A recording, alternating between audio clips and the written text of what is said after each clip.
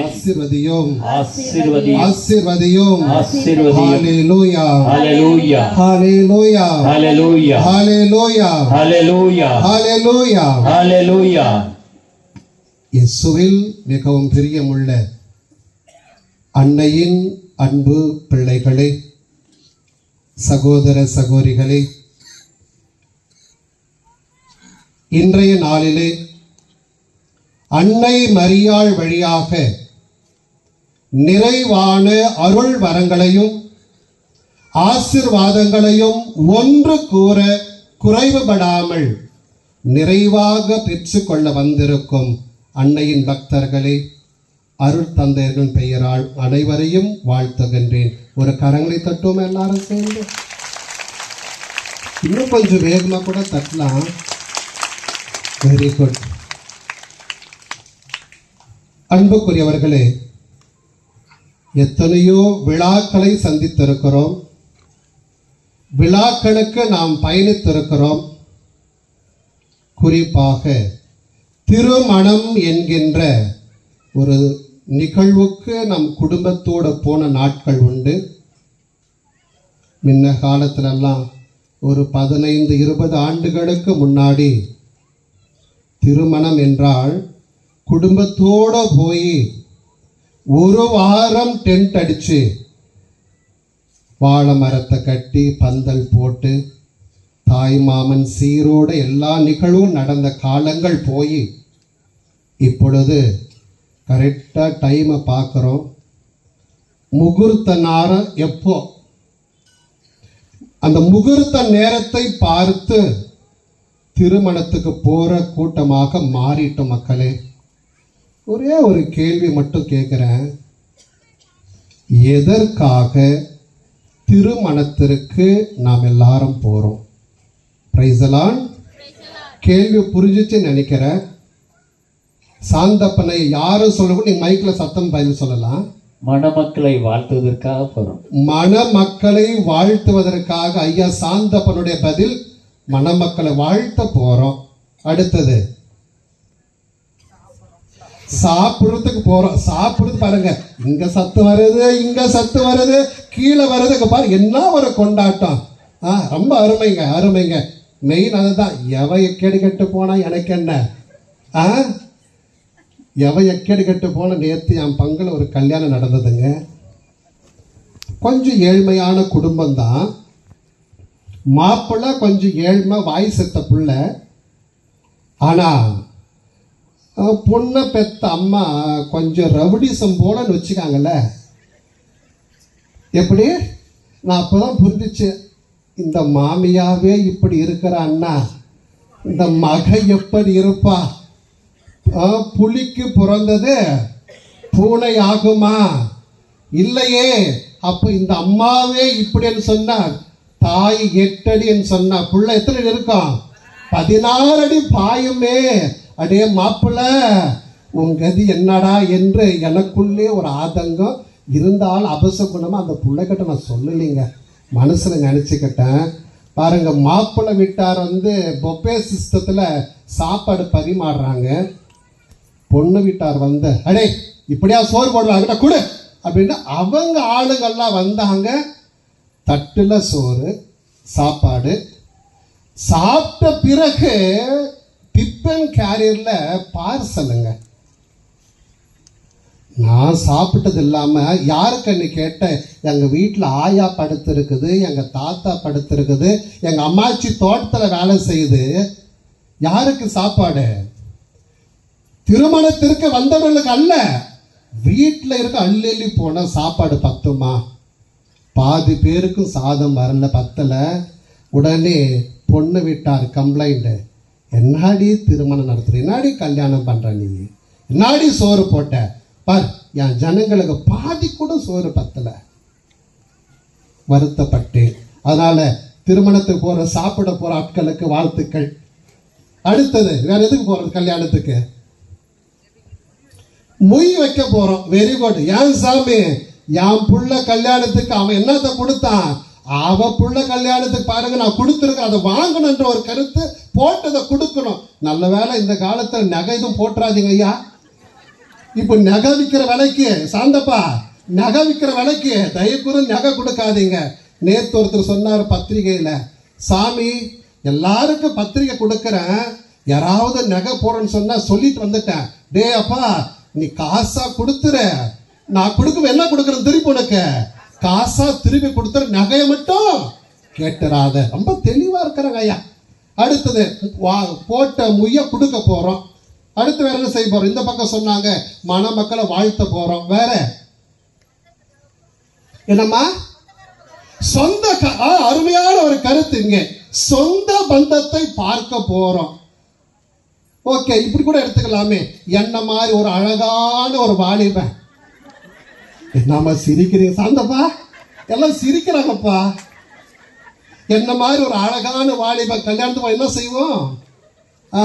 எதை கண்ணு கெட்டினா தூரத்துக்கும் கலர் கலரா இருந்தா அங்க என்ன பண்ணுவான்? மேட்சிங் அப்படியே. ஓகே, ஏதாவது இருக்கு. நடந்தது சில ஆண்டுகளுக்கு முன்னாடி பண்ணாங்க. திருமணத்துக்கு போன நோக்கம் உண்டு. எதற்காக போனோம்? பொண்ணு மாப்பிள்ளை பார்க்கறதுக்கு போனோம். உண்மை. அன்புக்குரியவர்களே, அந்த காலமெல்லாம் மாறி போய் அப்புறம் என்ன பண்ணோம்? கொடுத்தோம், வாங்கணும். எனக்குள்ள ஒரு கேள்வி மக்களே, ஒருவேளை அந்த பொண்ணோ மாப்பிள்ளையோ நமக்கு பிடிக்காம போயிருந்தா திருமணத்துக்கு போயிருமாயா?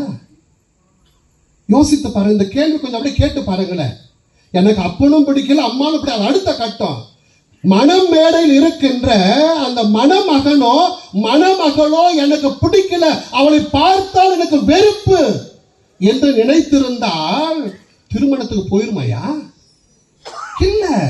ஐயோ அப்ப அம்மா எப்படியோ போட்டது சாமி, அது முக்கியமல்ல, என்னை அழைத்தவன் நல்லவன், ஆகவே அந்த பிள்ளைகளை வாழ்த்த வேண்டும் என்று வாயார வாழ்த்துவதற்கு, நல்ல பிள்ளைகள் 1000 தலைமுறைக்கு வாழ வேண்டும், மக்களின் மக்களை காண வேண்டும் என்று நல்லவர்களை வாழ்த்துவதற்கு யாரும் வெறுங்கையோடு போறதில்லை சாமி. என்ன கொடுக்கிறோம்? நம்மளால் முடிந்ததை அவர்களுக்கு கொடுத்து ஆசீர் கொடுக்கிறோம். ஒரு கைத்தட்டம் எல்லாரும் சேர்ந்து பாருங்கள். அப்ப ஒருவேளை அந்த மணமகன் கெட்டவன் என்று தெரிந்திருந்தால் கண்டிப்பா தலை வச்சு கூட படுக்க மாட்டோம். அப்ப நல்லவர்களுக்கு பரிசு கொடுக்கிறோம். அடுத்த கேள்வி, எதுக்கு கோயிலுக்கு, இந்த மலை கோயிலுக்கு வந்திருக்கிறோம்? பூசை காண்றதுக்கு வந்திருக்கிறோம். ஓகே, பூசை காண்றதுக்கு வந்திருக்கிறோம். அடுத்தது, பிரியமானவர்களே, யோசித்து பாருங்க. ஒருவேளை இயேசுவும் அன்னை மரியாளும் எனக்கு பிடிக்கல, அவளை கண்டால் எனக்கு வெறுப்பு அப்படின்னு என்ன மனசுக்குள்ள இருந்தா இங்க வந்திருப்போமா? இல்ல மக்களே. அப்ப மனசு சொல்லுது, ஐயோ என்னுடைய வேதனைகள், குறைகள், துன்பங்கள் எதுவாக இருந்தாலும் அன்னையின் பாதத்திற்கு வந்தால், தாயின் மடியில் அமர்ந்தால், நான் சொல்வதெல்லாம் என் தாய் கேட்பால், எனக்கு விடுதலை கிடைக்கும் என்று அன்னை மரியாளை நம்பி வந்திருக்கிறோமே. அந்த அன்னை மரியாளுக்கும் ஆண்டவர் இயேசுக்கும் எதை கொடுக்க போறோம்? யோசித்து பாருங்களேன். மணமகன் மணமகள் நல்லவள், ஆகவே அவர்களுக்கு பரிசு கொடுத்தோம், வாழ்த்தினோம். இயேசு நல்லவர். இயேசுவை பெற்றெடுத்த அன்னை மரியாளும் மிகவும் அருமையானவள், புண்ணியவதி, ஜென்ம பாவமில்லாத தேவத்தாய். இவர்களுக்கு எதை கொடுக்க போறோம்? ஒரு கைத்தோட்டம் எல்லாரும் சேர்ந்து என்ன கொடுக்க போறதுதான் கேள்வி. பொழுது ரொம்ப அழகா பூசைக்கு முன்னாடி சாந்தப்பன் ஐயா சொன்னாரு, இயேசு இல்லை என்று சொன்னால் யார் இல்ல? மாதா மரியா இல்ல. மரியா இல்லை என்று சொன்னால் யார் இல்ல? இயேசு இல்லைன்னு சொல்றாங்க. இயேசுவும் அன்னை மரியாவும் இல்லை என்று சொன்னால் கொல்கத்தா நகர் அன்னை தெரேசா இல்லவே இல்லையா மக்களே? ஒரு முறை பாருங்கள், அன்னை தெரேசாவை நிருபர்கள் பேட்டி கண்டார்கள். அம்மா, இவ்வளவு அற்புதமான பணியை ஆட்சி கொண்டிருக்கிறாய், நாட்டை விட்டு பெற்றோரை இழந்து கல்கத்தா மாநகரில் இப்படி ஏழை எளிய மக்களுக்கு பணியாற்றுகிறாயே, உமக்கு எங்கிருந்து இந்த வல்லமை செய்யக்கூடிய ஆற்றல் கிடைத்தது என்று அந்த நிருபர்கள் கேட்கிறார்கள். கேட்கும்போது அம்மா சொல்றாங்க, எனக்கு தேவையான ஆற்றல், மனதிடன், மன வலிமை அத்தனையும் நற்கருணை ஆண்டவரிடத்தில் பெற்றுக் கொள்கிறேன். ஒரு கைத்தட்டங்களை பார்க்கலாம். அப்ப அந்த அன்னை தெரேசாவுக்கு பணியாற்றுவதற்கான வலிமை, ஆற்றல், சக்தி, ஞானம், அறிவு எங்கிருந்து கிடைத்தது என்று கேட்டால் அவங்க சொன்னாங்க, நிருபரிடத்தில் எனக்கு எல்லா வலிமையும் கொடுப்பது என் ஆண்டவர் இயேசுதான். ஆண்டவர் இயேசுவை நான் மிக எளிதாக பற்றிக் கொள்வதற்கு எனக்கு அடுத்தது பக்கபலமாக இருப்பது யார் தெரியுமா?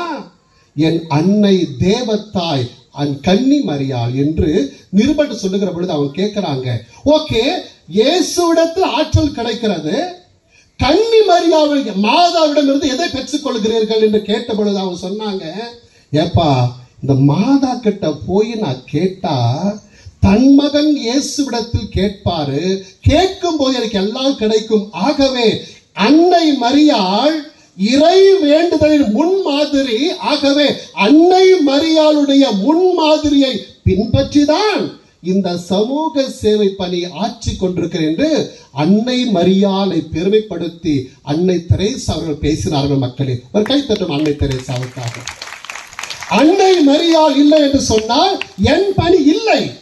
அப்ப எனக்கு வலிமை, ஆற்றல் எங்க கிடைக்கிறது என்று சொன்னால், அன்னை மரியாள் எனக்காக தினந்தோறும் அள்ளும் பகலும் தொடர்ந்து பேசிக் கொண்டிருக்கிறார்.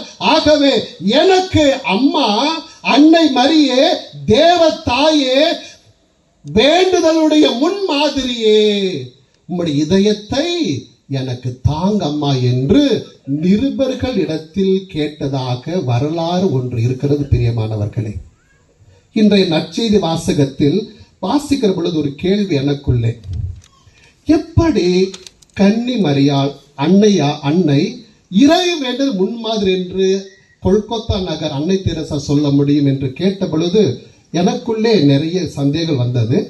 சில புத்தகங்களை எடுத்து படித்து பார்க்கிற பொழுது விடை கிடைத்தது. பிரியமானவர்களே, விவிலியத்தில் தொடக்கத்திலிருந்து கடைசி புத்தகம் வரைக்கும் படித்து பார்த்தோம். படித்து பார்த்தால் எல்லாரும் ஜெபித்தார்கள். தொடக்கம் எடுத்துக்கொள்ளுங்கள். ஆபிரகாம் ஜெபிக்கிறார். பாருங்கள், ஆபிரகாம் கடவுளை நோக்கி ஜெபிக்கின்றார். தன் மனைவி மலடியாய் இருந்தவள் சாராள் ஈசாக்கை பெற்றெடுக்கின்றாள். சோதோம் குமோர நகருக்காக ஆபிரகாம் ஜெபிக்கின்றார். ஜெபிக்கிற பொழுது சோதோமை மீட்க முடியவில்லை, மாறாக தன் சகோதரன் லோத்தை மீட்டுக் கொண்டார் வரலாறு சொல்லுகிறது. இப்படியாக கடவுளோடு இருந்து விசுவாசத்தின் தந்தையாக இருந்த ஆபிரகாமை பார்த்து இதுவரையிலும் விவிலிய அறிஞர்கள் யாரும் இறை வேண்டலின் முன்மாதிரி என்று சொல்லவில்லையே. விடுதலை பயன் நூலை படித்து பாருங்கள். மோசே இறைவாக்கினர் மிக அழகாக பார்வோன் அரசனுக்கு எதிராக போர் தொடுத்தான். இஸ்ரேல் மக்களுக்கு விடுதலை கிடைத்தது. 40 ஆண்டுகள் பாலைவனத்தில் இஸ்ரேல் மக்கள் வழிநடத்தி கொண்டு போகிறார், ஜெபிக்கிறார். பாலைவனத்தில் இஸ்ரேல் மக்களுக்கு மன்னாவை ஜபத்தின் வழியாக பெற்றுக் கொடுத்தார். இறைச்சி வேண்டும் என்று கேட்ட பொழுது ஜபத்தின் வழியாக இறைச்சியை பெற்றுக் கொடுத்தார். தாகம் என்று வந்த பொழுது கற்பாரின் வழியாக இஸ்ரேல் மக்களுக்கு குடிக்க தண்ணீர் பெற்றுக் கொடுத்தார். மோயிசன் கரங்களை விரித்து ஜெபிக்கிற பொழுது அமிலக்கருக்கு எதிராக போரில் வெற்றி பெற்றார். இப்படியாக எல்லா இடங்களிலும் வெற்றியை மட்டுமே கண்ட மோயிசனை கூட யாரும் என்ன சொல்லல, இவர் ஜபத்தின் முன்மாதிரி என்று யாரும் சொல்லவில்லையே. அதன் பிறகு அப்படியே படித்து பார்த்தோம். பிரியமானவர்களே, தாவீது ராஜாவை எடுத்துக்கொள்ளுங்கள். உடன்படிக்கை பேழைக்கு முன்பாக ஆண்டவரை துதித்து ஆடி பாடி மகிழ்ச்சியோடு நடந்து சென்றார். கோலியாத்தை வெற்றி கொண்டார். இப்படியாக செய்திருந்தும் கூட இறை வேண்டலின் முன்மாதிரி தாவீது என்று யாரும் சொல்லவில்லையே. ஒரு கைத்தட்டும் எல்லாரும் சேர்ந்து கரை தட்டி பாருங்கள். நான் சொல்கின்றதெல்லாம் யோசித்து பாருங்கள் பிரியமானவர்களே. வேதம் சொல்லுகிறது, பெரிய இறைவாக்கினர்கள் எசையா, எரேமியா, எசேக்கியேல் 3 இறைவாக்கினர்கள் அள்ளுப்பகம் ஜெபித்தார்கள். அவர்களையும் யாரும் என்ன சொல்லல, இறை வேண்டல் முன்மாதிரி என்று சொல்லவில்லையே. அதைவிட பாருங்கள், பழைய ஏற்பாட்டுல எலியா என்ற ஒரு பெரிய இறைவாக்கினர், மலை மேல் அவர்கள் கடவுளை தரிசித்தவர், பாகால் தெய்வத்திற்கு எதிராக போராடி உண்மை இறைவனை உலகுக்கு காட்டியவர். அப்படி இருந்தும் எலியா இறைவாக்கினர் இறை வேண்டிய முன்மாதிரி என்று சொல்லவில்லையே. எலியாவின் சீடராக வந்தவர் யாரு? எலிசா இறைவாக்கினர். பாருங்கள், ரொம்ப அழகாக ஜெபிக்கிறாருங்க. சுனேம் நகரத்து பெண்ணுடைய மகன் செத்து போகிறான். எலிசா ஜெபிக்கிறார். ஜெபித்த பிறகு இறந்து போன மகன் உயிர் பெற்று எழுந்தான். இருக்கின்ற நாமானுடைய தொழுநோயை குணமாக்கிய எலிசா கடவுளோடு பேசிக் கொண்டிருந்தார். இவர்களை யாரும் இறைவன் முன்மாதிரி என்று சொல்லவில்லையே.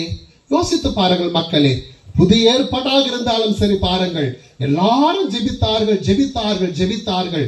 ஜெபம் செய்த அத்தனை பேரும் இறை வேண்டல் முன்மாதிரி என்று சொல்லவே இல்லை மக்களே.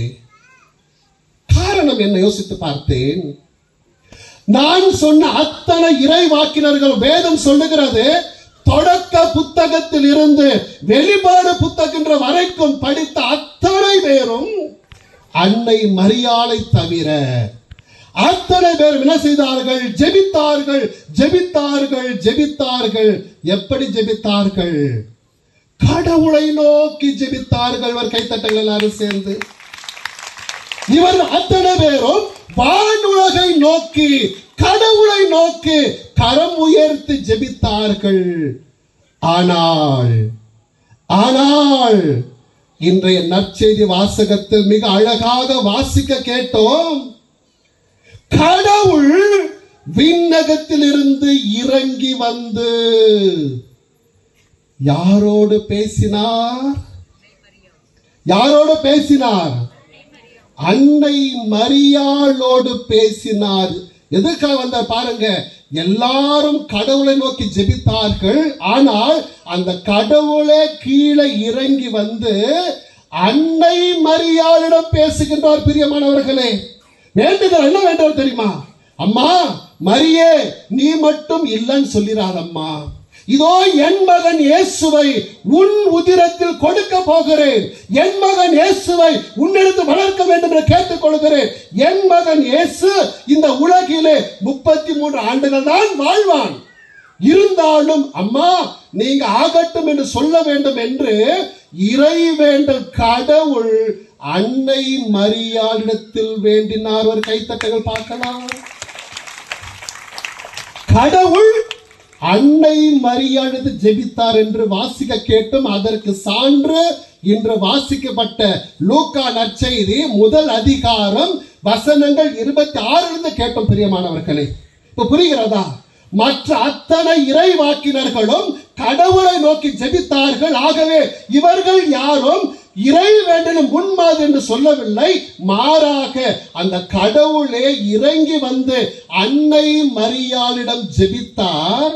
ஜெபிக்கிற பொழுதுதான் அவள் ஒப்புக்கொள்ள போகிறாள். என்னவென்று, கடவுளே நம்ம 2 பேர் அக்ரிமெண்ட் போட்டுக்கலாம்.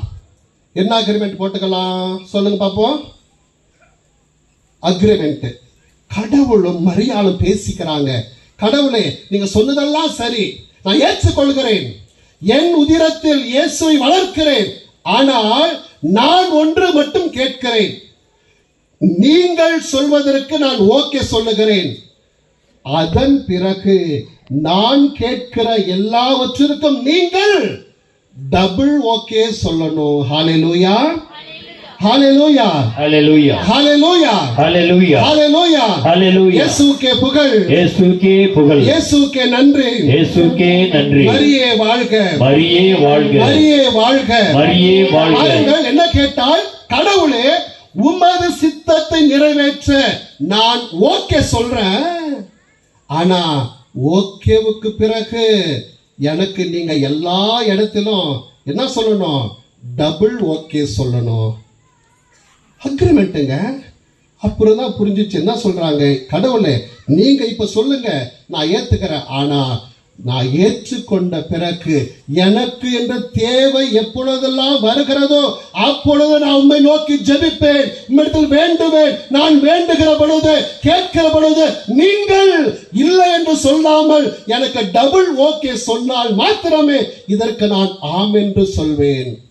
அப்பொழுது கடவுள் ஒத்துக்கொண்டார். மரியாவும் ஆம் என்று சொன்னார். ஹல்லேலூயாவை கைத்தட்டுமா எல்லாரும் சேர்ந்து ஒரு கைத்தட்டுங்களே. பாருங்கள், அன்னை மரியாள் கடவுளிடத்தில் ஓகே என்று ஒத்துக்கொண்டால், ஆம் என்று சொன்னால், அதன் பிறகு அன்னை மரியாள் எங்கெல்லாம் சென்றாலோ அங்கெல்லாம் அவளுக்கு கடவுள் டபுள் ஓகே என்று சொன்னார். கைத்தட்டு ஆண்டவரை மகிமைப்படுத்துங்கள் மக்களே. உங்களுக்கும் எனக்கும் தேவை என்று சொன்னால் தயை கூர்ந்து இதோ நமக்காக டபுள் ஓகே என்று சொல்லி கரத்தில் வைத்திருக்கின்ற அன்னையை நோக்கி ஜெபியுங்கள் பிரியமானவர்களே. இதைதான் கல்கத்தா நகர் அன்னை தெரேசா செய்தார்கள். தனக்கென்று போராட்டம் வருகிற பொழுது, துயரம் வருகிற பொழுது கண்ணீர் வடித்தார்கள். நிருபர்கள் கேட்டார்கள் அன்னை தெரேசாவை பார்த்து, அம்மா இப்படியாக எங்கிருந்தோ பொருந்து இந்த கல்கத்தா மாநகருக்கு வந்திருக்கீங்களே, என்ன தைரியத்துல செய்றீங்கம்மா நீங்க? பாருங்கள், சபையை விட்டு புதிய சபையை ஆரம்பிக்கிற பொழுது கையில வெறும் 5 ரூபாய், பருத்திய நெய்யப்பட்ட 3 புடவைகள், அதுவும் அன்னை மரியாளை காண்பிக்கின்ற வகையிலே புளூ நிறத்தில் கரைப்பட்ட 3 புடவைகள், அப்புறம் தோள் பட்டல ஒரே ஒரு சிலுவை, இடுப்புல ஒரே ஒரு ஜபமாலை. இதை தூக்கி வீதிக்குள்ள வர்றாங்க பாருங்க அம்மா. ஆனால் அவளோட நம்பிக்கை மிக பெரிதுங்க. அவங்க சொல்றாங்க ஒரு கட்டத்துல, எனக்கு போராட்டம் வந்தது, துயரங்கள் வந்தது, சோதனைகள் வந்தது, ஆனால் அன்னை மரியாள் எப்படி எல்லாவற்றையும் உள்ளத்தில் நிறுத்தி சிந்தித்தார்களோ அதை போல நானும் சிந்தித்தேன். ஆகவே அதற்காக தான் ஜெபித்தேன். அம்மா அன்னையே, இதோ வான தூதர் உமக்கு சொன்ன பொழுது உன் உள்ளத்தில் இடி விழுந்தது போல இருந்தது, நீ வெளிப்படுத்தவில்லை, உள்ளத்தில் நிறுத்தி சிந்தித்தாய். இதோ பாலன் இயேசுவை சிமியோன் கையில் கொடுத்த பொழுது சிமியோன் சொன்னார், அம்மா இதோ இந்த குழந்தை பலருக்கு வீழ்ச்சியாகவும் எழுச்சியாகவும் இருப்பான், எதிர்க்கப்படும் அறிகுறியாக மாறுவான். இருப்பினும் அன்னையே, தேவதாயே, உமது உள்ளத்தை ஒரு வாள் ஊடுருவும் என்று சொன்ன பொழுது அன்னைக்கு புரியல. செய்தியெல்லாம் காதில் வாங்கினாள், உள்ளத்தில் நிறுத்தாள், சிந்தித்து வந்தாள். பிரியமானவர்களே, எருசலேம் ஆலயத்தில் பாருங்கள், பாலன் இயேசு 12 வயதிலே காணாமல் போகிறான். காணாமல் போன இயேசு அன்னை மரியாளோடும் சூசேப்பரும் திரும்பி வரவில்லை. 3 நாட்களுக்கு பிறகு மீண்டும் சலசலப்பு. சூசையும் அன்னை மரியாளும் பேசிக் கொள்கிறார்கள். வழிநெடுக்க கேட்டுக்கொண்டே போகிறார்கள். உறவுக்காரரை பார்த்து கேட்கிறார்கள், ஐயோ என் மகன் இயேசு எங்கே? எல்லாரும் கேட்டாங்க. எல்லாரும் சொன்ன பதில், தெரியலப்பா, பார்க்கலப்பா. பாருங்கள் பிரியமானவர்களே, ஆனால் அன்னை மரியாள் முழு முயற்சியோடு என் மகன் இயேசு எருசலேம் தேவாலயத்தை தவிர வேறு எங்கும் இருப்பதற்கான வாய்ப்புகள் இல்லவே இல்லை என்று அன்னை மரியாள் எருசலேம் ஆலயத்திற்கு போனாள். தன் மகன் இயேசுவை கண்டாள். அவன் சொன்னான், இயேசு சொல்றாரு, அம்மா ஏன் என்னை இப்படி செய்தா என்று தாய் கேட்ட பொழுது இயேசு சொன்னாரு, அம்மா என் தந்தையின் இல்லத்தில் நான் இருக்க வேண்டும் என்பது உமக்கு தெரியாதா? அன்னைக்கு புரியல மக்களே. இருந்தாலும் உள்ளத்தில் நிறுத்தினால், சிந்தித்தால். பாருங்கள், இயேசுவை தேடி கொண்டு போன அன்னை கையோடு இயேசுவை வீட்டிற்கு கொண்டு வந்தாள், இயேசுவோடு வாழ்ந்தாள். ஒரு கைத்தட்டி நன்றி சொல்லுங்க மக்கள். இன்னைக்கு நீங்களும் நானும் இயேசுவை தேடி ஆலயத்துக்குள்ள வந்திருக்கிறோம். எத்தனை பேர் அன்னை மரியாளை போல இயேசுவை வீட்டிற்கு கூட்டிக் கொண்டு போறோம் மட்டும் யோசித்து பாருங்களேன். ஆனால் இதைத்தான் அன்னை மரியாளுடைய செயல்பாடுகளை தான் நம்முடைய கல்கத்தா நகர் அன்னை தெரேசா செய்தாள். இயேசுவை அன்னை மரியாள் வீட்டிற்கு அழைத்து சென்றாள். ஆனால் கல்கத்தா நகர் அன்னை தெரேசா இயேசுவை தன் உள்ளத்திலே சுமந்து சென்றார். ஆகவே சென்ற இடமெல்லாம் அவள் சீரும் சிறப்புமாக வாழ்ந்தாள் என்று வரலாறு சொல்லுகிறது. பிரியமான சகோதர சகோதரிகளே, இறுதியாக அன்னை தெரேசாள் சொன்னாள், அவளுக்கு வேதனை என்று வந்த பொழுது, துயரங்கள் வந்த பொழுது, கண்ணீரோடு ஜெபிக்கிற பொழுது அன்னை மரியாள் சொன்னார்களாம், அம்மா, அன்னை தெரேசாவே, ஏன் கலங்குகிறாய்? இதோ எல்லாவற்றையும் எனக்கு ஒப்புக்கொடுங்கள். என் உள்ளத்தை என் மகன் இயேசுக்கு நான் கொடுக்கிறேன். உங்கள் துன்பங்கள் மாறும், துயரங்கள் மாறும். ஆகவே நீங்கள் செய்கிற எல்லா செயல்களுக்கும் உங்களோடு நானும் என் மகனும் பக்கபலமாயிருந்து வழி நடத்துகிறோம். ஆகவே திடன்கொள், பலன்கொள் என்று அன்னை தெரேசாவை தட்டி கொடுத்ததாக ஒரு வரலாறு சொல்லுகிறது. பிரியமானவர்களே, இந்த அருமையான தருணத்தில் அழகான ஒரு தலைப்பு, அன்னை மரியாள் இறை வேண்டலின் முன்மாதிரி. அன்னையே, இயேசுவின் தாயே, அன்னை மரியாவே, இதயத்தை எங்களுக்கு தந்தருள்வாயே என்று அழகான ஒரு கோட்பாட்டை வைத்திருக்கிற நாம் சிந்தித்து பாருங்கள். இறை வேண்டலின் முன்மாதிரி அன்னை மரியாள். காரணம், கடவுளுக்கு அன்னை மரியாள் ஓகே என்று சொன்னால், ஆனால் கடவுள் அன்னை மரியாளுக்கு டபுள் ஓகே கொடுத்திருக்கிறாங்க. இப்ப யோசித்து பாருங்களேன், கடைசி நேரத்தில் மனசில் எல்லாருக்கும் அன்னை தெரேசாவை போல துயரங்கள் உண்டு, போராட்டங்கள் உண்டு, அவமானங்கள் உண்டு, துயரங்கள் உண்டு, துன்பங்கள் உண்டு, சறுக்கல்கள் உண்டு, ஏமாற்றங்கள் உண்டு. ஆனால் இத்தனையையும் அன்னை மரியாள், அன்னை தெரேசா உள்ளத்தில் நிறுத்தி அன்னை மரியாள் எடுத்து ஒப்பு கொடுத்தாராம். பிரியமானவர்களே, காரணம், அன்னை மரியாள் டபுள் ஓகே வைத்திருந்தார். அன்னை மரியாள் எது கேட்டாலும் இறைமகன் இயேசு இல்லை என்று சொல்வதற்கான வாய்ப்பே இல்லை.